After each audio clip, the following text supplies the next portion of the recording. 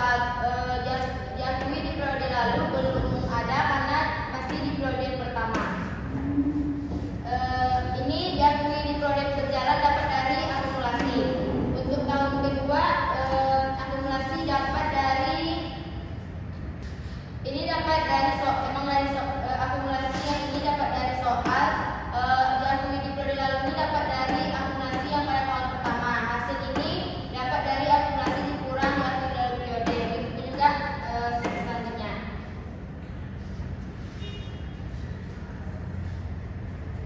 Sehingga terdapat dua jurnal, yaitu untuk mengakui pendapatan dan laba kotor di debit pekerjaan dalam proses atau laba kotor pada tahun pertama sebesar 500.000, pada tahun kedua sebesar 766.000, dan pada tahun ketiga sebesar 504.000.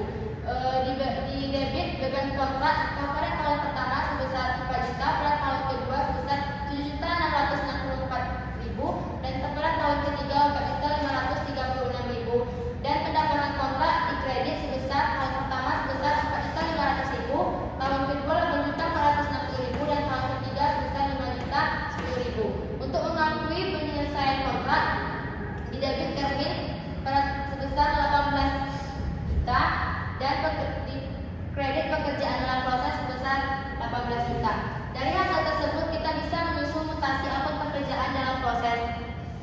Pada tahun pertama, kedua, dan ketiga dapat hasil ini dari estimasi biaya kotor sebelumnya. Jadi ini dijumlahkan dapat hasil 18 juta.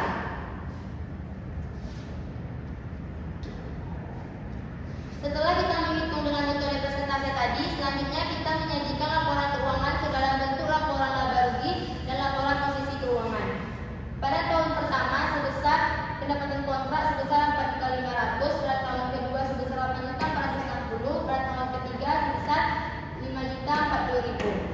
Beban kontrak pada tahun pertama sebesar 4 juta, tahun kedua 7.664.000, dan tahun ketiga 4.536.000. Laba kotor tahun pertama sebesar 500.000, tahun kedua sebesar 766.000, dan tahun ketiga sebesar 504.000. Laporan posisi keuangan PT Buana Karya. Aset lancar dan kasnya di tahun pertama, kedua, dan ketiga kosong.